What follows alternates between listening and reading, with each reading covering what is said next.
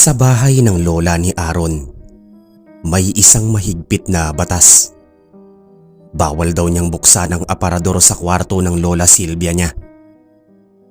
Ilang beses niyang tinangka na buksan yun pero lagi siyang nahuhuli ng matanda. Kaya naman isang araw ay nilagyan na ito ng lock para hindi na niya mabuksan kahit makalapit pa siya. Ayon sa matanda, hindi pa raw ito ang tamang panahon para malaman niya ang nasa loob ng aparador. Masyado pa raw siyang bata.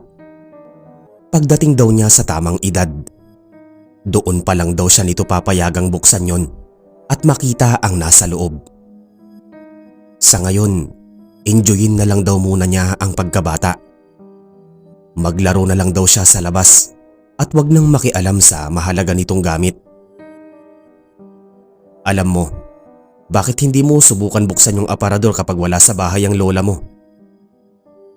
Mungkahi sa kanya ng konsentidor niyang kaibigan na si Justin. Nasa labas sila ng mga oras na yon at naglalakad patungo sa bayan. Naglilinis kasi ang nanay niya sa ganoong oras at pinapalabas talaga siya nito para hindi daw siya makaabala sa loob. Ha? Paano ko nga magagawa yun nakalak nga. Naglagay siya ng kandado at hindi ko alam kung saan nakatago ang susi. Sagot naman niya sa kaibigan sabay kamot sa ulo. Yun na nga kapag wala siya sa bahay hanapin mo muna kung saan nakalagay yung susi. Siguradong mahahanap mo yun dahil hindi naman ganoon kalaki ang bahay niyo. At kung sakaling mahanap mo, pwede mo nang buksan agad kung sakaling wala pa siya. Pero para makasigurado ka, wag mo muna buksan pag nahanap mo. Tandaan mo lang kung saan mo nakita. Tapos obserbahan mo kung hindi ka ba niya nahalata. At sa susunod na wala ulit siya sa bahay, tignan mo ulit kung nandoon pa rin yung susi. Kapag hindi na wala, ibig sabihin wala siyang duda sa'yo. Kaya doon mo na kunin at buksan ang aparador nyo. Yan din ang mahirap Bihirang-bihira lang lumabas si lola ng bahay. Kapag kasi may gusto siyang bilhin, madalas si nanay na lang pumupunta sa palengke o grocery. At kung aalis man siya, yun yung araw na pupunta siya sa doktor niya sa Maynila para magpa-general check-up. Pero hindi rin ako makakapaghanap nun kasi lagi akong kasama sa lakad niyang yun. Lahat kami nun umaalis talaga. Naku, basta wag ka lang sumuko. Mabubuksan mo rin yun. Malay mo, puro kayamanan pala yung nakatago doon. Pwedeng mga ginto, mamahaling alahas o anumang bagay na malaki ang halaga. Kaya siguro ayaw muna niyang ipakita sa'yo para hindi mo agad mapakialaman. Kasi nga ang lagi naman nilang sinasabi mga bata pa lang daw tayo at hindi pa pwedeng humawak ng malaking pera, di ba? Kaya siguro ang gusto ng lola mo, makarating ka muna ng tamang edad bago niya hayaang makita mo yun. Yan na nga lang din ang iniisip ko Pero alam mo, minsan may mga napapansin din akong kakaiba sa aparador ni lola. Ano naman yun? Minsan kasi kapag napapadaan ako doon at walang tao, parang may naririnig akong kumakalabog sa loob, lalo na sa gabi. Minsan nga nilapitan ko pa at nilapit ko yung tenga ko sa aparador. At tama nga ang dinig ko. May kumakalabog talaga sa loob. Parang may gumagalaw na hindi ko maintindihan. Talaga ba? Naku, ano kaya yun? Hindi kaya may maligno yung aparador ng lola mo? Yan nga rin ang nasa isip ko Minsan parang napapaisip ako na baka hindi kayamanan ng nandoon, kundi isang nilalang na nakakatakot. Kasi hindi lang isang beses ko narinig yung mga kalabog na yun. As in madalas, lalo na kapag gabi. Tapos heto, may isa pa akong napansin na ngayon ko lang din sasabihin sa'yo. Ano naman yun? Minsan, nahuhuli ko si lola na nakaluhod sa harap ng aparador. Hindi ko alam kung nagdadasal ba siya roon o kinakausap niya yung aparador. Basta hindi ko talaga maipaliwanag kasi nasisilip ko lang siya minsan kapag nakabukas ng konti yung pinto Hindi naman ako makapasok dahil nga bawal. Alam mo, pati ako nagtataka na rin Minsan parang gusto na rin kita samahan para malaman ko kung ano ba talaga ang nangyayari doon. Nako, baliwala rin. Siguradong lalo lang tayong pagbabawalan na pumasok doon. Kasi nga alam nila na maglilikot tayo pag nasa loob. Hayaan mo na nga, tara na sa bayan. Isang araw, nagkaroon ng pagkakataon si Aaron para mahanap ang susi sa aparador. Araw ng linggo yon. Narinig niyang gusto raw sumama ni Lola Silvia niya sa kanyang nanay Teresa para pumunta sa simbahan. Tuwing hapon nagsisimba ang kanyang ina at pumayag ito na sumama ang kanyang lola. Matagal-tagal na raw hindi nakakapunta ng simbahan ng Lola Silvia kaya nais nitong makapagsimba muli. At para magkaroon siya ng dahilan na maiwan sa bahay, nagpaalam siya sa mga ito na magsisimba sa umagang yon. Sinabihan nga siya ng ina na sumabay na lang ito dito sa hapon. Pero sinabi niya na mas gusto niya raw magsimba sa umaga para mas presko.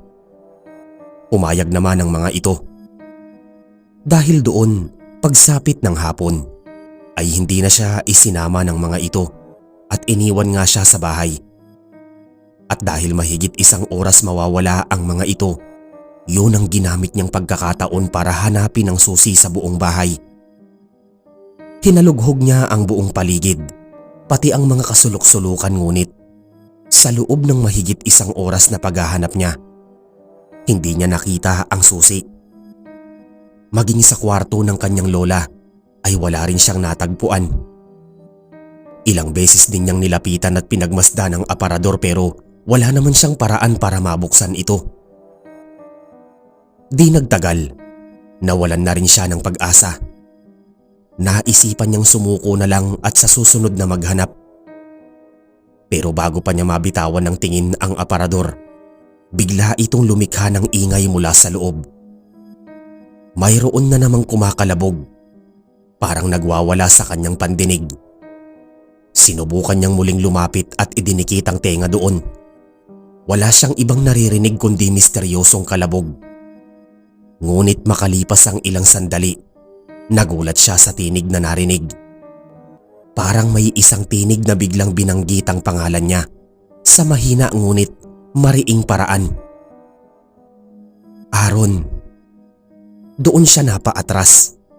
Labis na nangilabot ang buo niyang katawan. Sa sobrang takot ay napatakbo agad siya palabas at sinarado ang pinto. Hindi na niya itinuloy ang paghahanap ng susi. Bagkus ay lumabas siya ng bahay para makasagap ng liwanag at mga tao sa paligid. Sa ganoong paraan niya nilabanan ang kanyang takot. Kinagabihan, habang magkasama silang kumakain ng lola niya sa kusina, napilitan na siyang kausapin muli ito tungkol sa aparador. Ang kanyang ina ay kasalukuyan namang nasa kwarto nila ng mga sandaling yon at nagtutupi ng mga bagong nalabahang damit. Lola, kanina pala habang wala ako may narinig ako sa loob ng aparador nyo. Parang may gumagalaw at kumakalabog sa loob. Pinakialaman mo na naman ba yung aparador ko? Mahinang tanong sa kanya ng matanda. Hindi naman po. Kaya lang habang napadaan ako sa kusina kanina, narinig ko talagang may kumakalabog sa kwarto nyo. Siyempre, napilitan na akong pumasok para silipin kung anong nangyayari.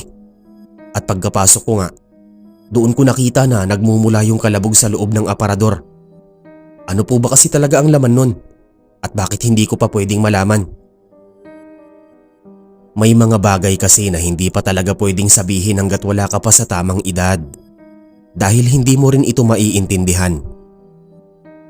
Pero ano po yung narinig ko kanina? Promise, may narinig talaga akong kalabog doon. Parang meron pong tao o hayop sa loob. Alam mo apo, guni-guni mo lang yun. Kung ano-ano kasi iniisip mo eh. Lagi mo rin sigurong iniisip ang aparador na yan kaya natural kung ano-ano ang naririnig mo noon. Gaya nga ng sinabi ko, enjoyin mo lang ang pagiging bata. Huwag mo na munang intindihin ang aparador. At kapag nasa tamang edad ka na, ako pa mismo ang magbubukas nun para sa'yo. Yun ay kung buhay pa ako. Biglang tumawa ang matanda na ikinagaan ng kanilang usapan. Sa huli, hindi na nga lang din nagtanong si Aaron.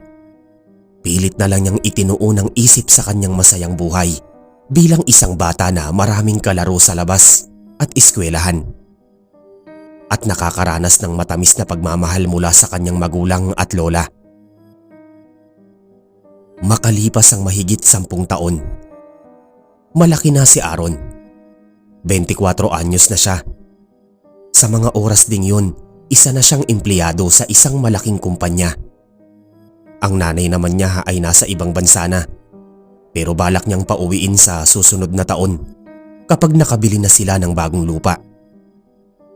Samantala, ang kanyang lola Silvia naman ay nasa kabilang buhay na ng mga panahong yon. Hindi na nito natupad ang pangako na ito mismo ang magbubukas ng aparador pagdating niya sa tamang edad. Gayunpaman, nakalimutan na rin niya ang tungkol doon mula nang makapasok siya ng magandang trabaho. Kung tama nga ang hinala niya na may kinalaman sa kayamanan ng nilalaman nun, hindi na rin niya gaanong kailangan ito dahil sa trabaho pa lang niya, limpak-limpak na ang kanyang nakukuha. Katunayan nga, nakabili na siya ng sariling sasakyan at nakapagpatayo na rin ng negosyo. Ang next goal naman niya ngayon ay makabili ng malaking lupa na patatayuan nila ng mansyon ng kanyang ina. Balak kasi nitong sa Maynila na manirahan kapag nakabalik na ng bansa. Kaya naman pagkatapos niyang asikasuhin ang bibilhing lupa doon, nagpunta siya sa kanilang probinsya para bisitahin ang kanilang bahay doon sa huling pagkakataon. Yun ang unang beses na nakabalik siyang muli sa kanilang probinsya matapos ang mahabang panahon. At yun na rin ang huling beses na makikita niya ito. Dahil napag-usapan na nila ng ina na balak nila itong ibenta. Wala na kasi silang balak pang bumalik sa probinsya, lalo't hindi na rin maganda ang pamamalakad na nangyayari sa bayan nila ngayon. Kaya naman nagpunta siya rito dahil balak niyang ibenta ang kanilang bahay at lupa, pati ang mga gamit, para pandagdag na rin sa iba pa nilang gastusin sa bibilhing lupa. Nang inspeksyonin niya ang loob, marami siyang nakitang mga kagamitan na sa tingin niya'y malaki na ang halaga kapag ibinenta sa mga kolektor. Gaya na lamang ng mga antigong koleksyon ng kanyang lola. Ang iba namang mga simple nilang gamit ay pwede na rin sigurong ibenta sa mga kakilala nila doon. Nang magawi siya sa kwarto, nasilayan niya muli ang antigong aparador. Ang aparador na ayaw buksan sa kanya ng lola niya noong bata pa siya. At hanggang ngayon nga, nakita niyang nakakandado pa rin ito at tila hindi na nabuksan mula nang mamatay ang lola. Kaya naman, kumuha siya ng martilyo at sinira na lang niya ang harapan nito para makita kung ano ang nasa loob. Gusto niya rin sanang ibenta ito pero bigla siyang inatake muli ng matinding kuryosidad sa kung ano ba talaga ang bagay na naroroon na ayaw ipakita sa kanya ng kanyang lola noon. Marami pa naman itong ibang antigong gamit doon na pwedeng ibenta. Kaya hindi na niya ito pinanghinayangan. Nang tuluyan na niya itong masira, ang unang tumambad sa kanya doon ay mga lumang kasuotan na sa tingin niya ay nagmula pa sa kanununuan nila. Masyado na itong luma at kahit yata sa panahon ng pagkadalaga ng kanyang lola ay luma na rin itong maituturing. Hindi rin niya matukoy sa mga kasuotan kung pambabae ba ang mga yon o panlalaki. Sobrang kakaiba talaga ng disenyo ng mga ito. Mahina pa naman siya sa history kaya wala rin siyang ideya kung anong panahon ba nauso ang ganoong mga damit. Ni hindi nga niya alam kung ano ang itatawag sa mga yon. Ang iba ay nakasabit sa mga lumang hanger at ang iba namay nakatupi. At sa bandang gitna ng mga nakatuping damit, may napansin siyang maliit na baol. Halatang luma na rin ito. At may mga kakaibang simbolo pang nakaukit sa buong paligid nito na hindi rin niya matukoy kung ano ang kahulugan. Napaisip siya, hindi kaya ito na ang bagay na sinasabi ng kanyang lola na bawal niyang makita? Ano kaya ang laman ng baol na yon? Kayamanan? Doon din kaya nanggagaling ang mga kakatuwang kalabog na naririnig niya noong bata pa siya? Naisipan niyang buhatin ang baol at inilapag sa sahig. May kabigatan yun na lalong kumurot sa kanyang kuryosidad kung ano nga ba ang posibleng laman nito. Nang buksan na niya ang baol, laking gulat niya sa nasilayan. Isang pugot na ulo ng tao ang nakita niyang nakasilid doon. Halatang matagal na panahon na rin itong nakatago doon, pero tila hindi man lang ito naaagnas. Medyo buo pa rin ito bagamat halata ang pagnipis at discoloration ng balat. Wala rin siyang makitang kahit anong bagay doon na pwedeng mag-preserve sa ulo ng ganoon katagal. Sinubukan niyang hawakan ng ulo. Medyo matigas ito at malamig. Hindi niya naiwasang kilabutan. Nais sana niya itong makita sa kabuuan pero nag-aalangan din siyang hawakan ito sa dalawa niyang palad. Kaya naisipan niyang lumabas saglit ng kwarto para kumuha ng basahan sa kusina. Ngunit pagbalik niya, nangilabot siya dahil wala na ang ulo sa baol. Napalingon agad siya sa buong sulok ng paligid. Sinubukan niya itong hanapin pero hindi na niya maaninag maski anino nito. Wala rin ito sa ilalim ng kama, sa dulo ng aparador at maging sa ibang sulok na alam niya. Napalabas siya ng kwarto sa sobrang takot. Hanggang sa may naisip siyang gawin. Bumalik siya saglit sa loob para kuhanan ng litrato ang naturang baol, pati na rin ang mga lumang damit sa loob. Pagkatapos ay muli rin siyang lumabas. Hindi na niya itinuloy ang pag-inspeksyon sa bahay ng araw na yon. Kinandado na niya itong muli at nilinisan niya. Hindi na niya kayang ituloy ang pagpasok doon ng walang kasama. Umuwi na lang siyang muli sa bahay niya sa Maynila.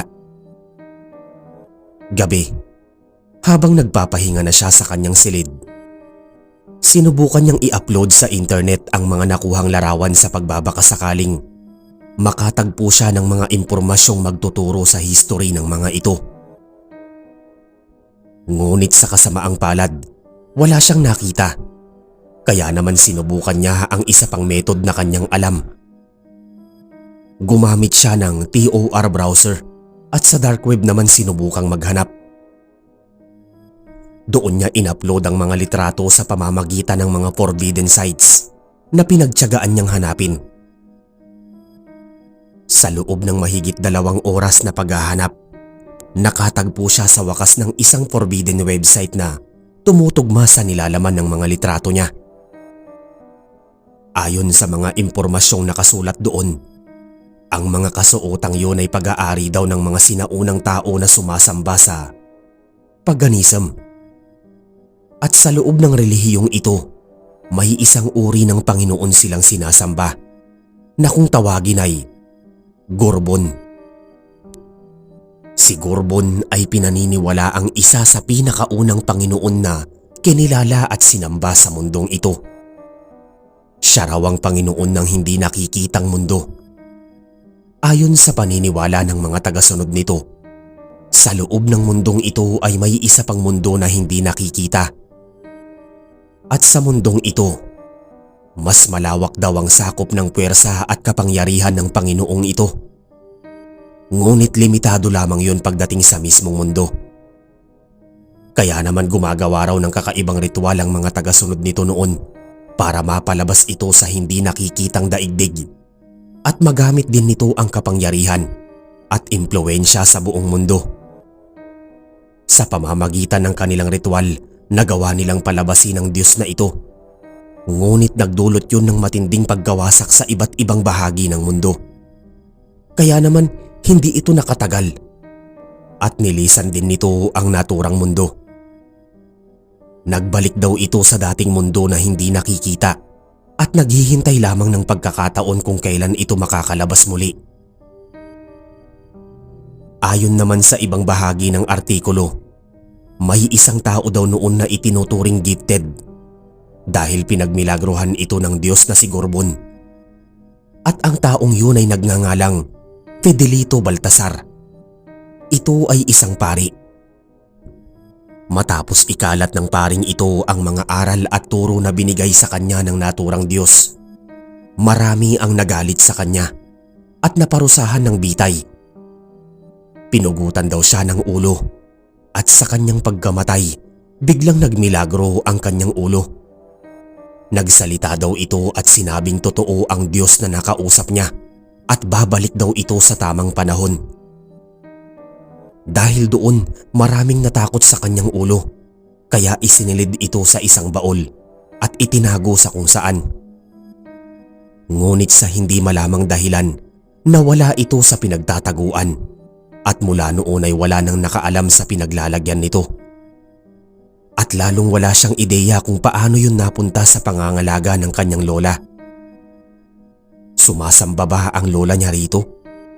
Pero imposible dahil Kristiyano sila at aktibo rin sa simbahang Katoliko ang kanyang lola noong medyo bata pa ito. Kaya naman nagtataka siya kung bakit hawak ito ng kanyang lola at bakit itinatago sa kanya na para bang napakahalaga nito sa buhay nitong yun. Ngunit sa kalagitnaan ng pag-iisip niya, biglang nagpatay-sindi ang ilaw. Bigla siyang nanghilabot sa hindi malamang dahilan. At pagharap niya nga sa kanyang likuran, nasindak siya sa nasilayan. Nasa harapan niya ang nawawalang ulo. Nakalutang ito habang napaliligiran ng itim na usok. Nakangisi ang ulo at biglang nagsalita.